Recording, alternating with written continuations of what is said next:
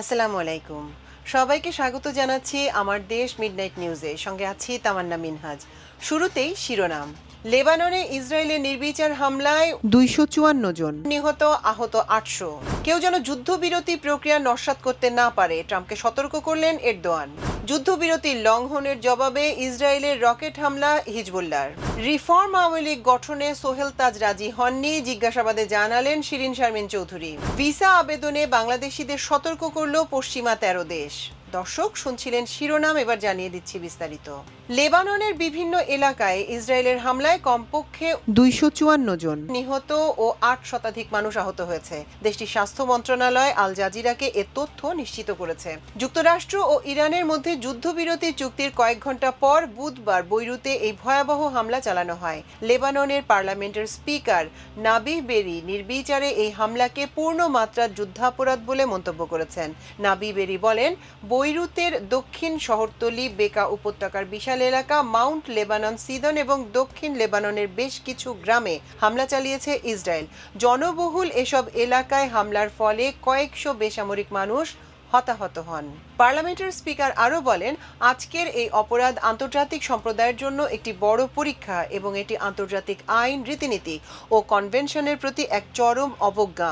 ইসরায়েলের নিরন্তরভাবে বেসামরিক নাগরিকদের লক্ষ্যবস্তু করার মাধ্যমে এসব নিয়ম লঙ্ঘন করে চলেছে।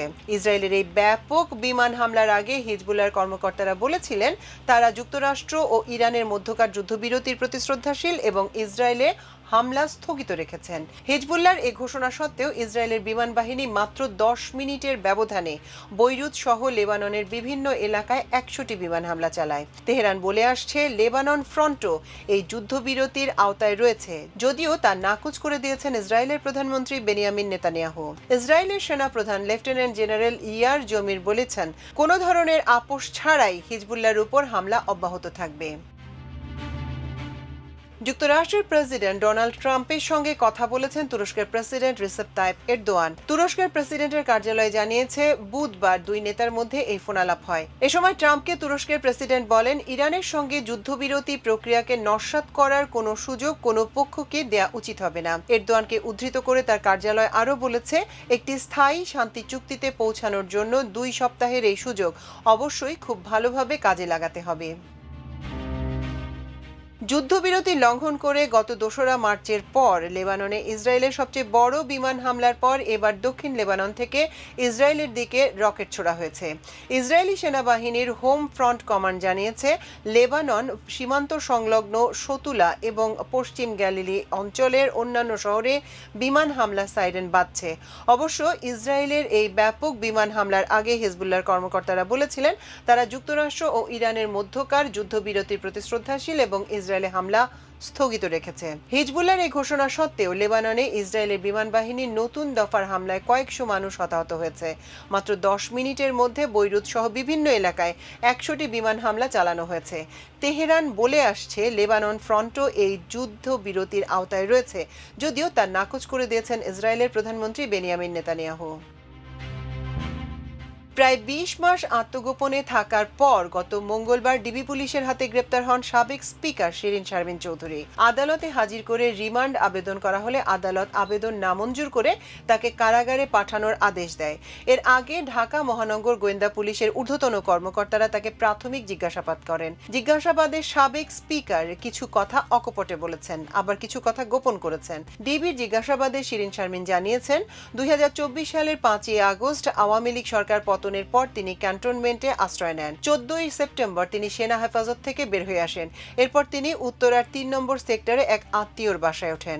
গ্রেপ্তার হওয়ার আগে স্পিকার প্রায় 4টি বাসা পরিবর্তন করেন। সর্বশেষ তিনি ধানমন্ডির 8-এর এ রোডের একটি বাসায় ছিলেন। সেখান থেকেই পুলিশ তাকে গ্রেপ্তার করে। জিজ্ঞাসাবাদে তিনি জানিয়েছেন, লোক মারফত মাঠ পর্যায়ের মধ্যম সারির কার্যক্রম নিষিদ্ধ আওয়ামী লীগের কয়েকজন নেতার সঙ্গে তার মোবাইল ফোনে যোগাযোগ ছিল। ওইসব নেতা তার খুবই ঘনিষ্ঠ ঘনিষ্ঠ। কার্যক্রম নিষিদ্ধ রিফর্ম আওয়ামী লীগ গঠনে তিনি জড়িত ছিলেন না বলে ডিবি কর্মকর্তাদের কাছে দাবি করেন।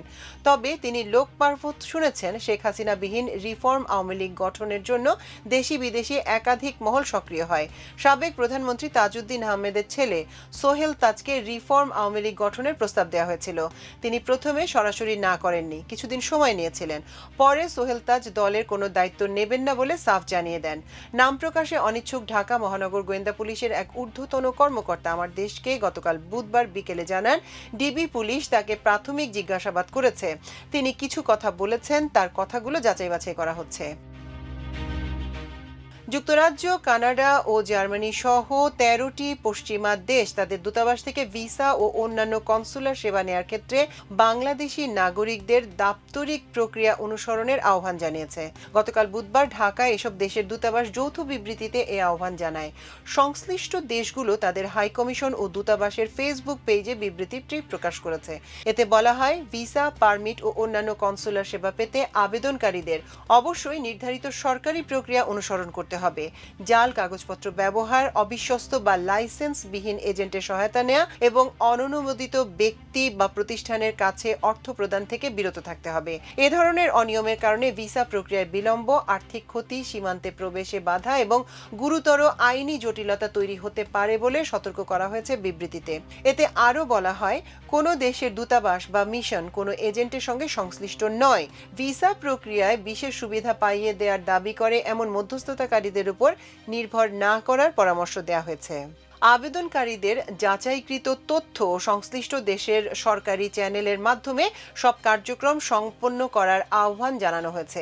এতে সবার জন্য নিরাপদ, স্বচ্ছ ও ন্যায্য আবেদন প্রক্রিয়া নিশ্চিত হবে বলে বিবৃতিতে উল্লেখ করা হয়।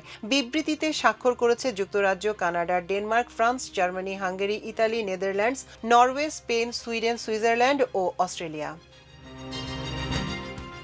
দর্শক, আমাদের মিডনাইট নিউজের আয়োজন ছিল আজ এ পর্যন্তই। এতক্ষণ সঙ্গে থাকার জন্য অশেষ কৃতজ্ঞতা। আল্লাহ হাফেজ।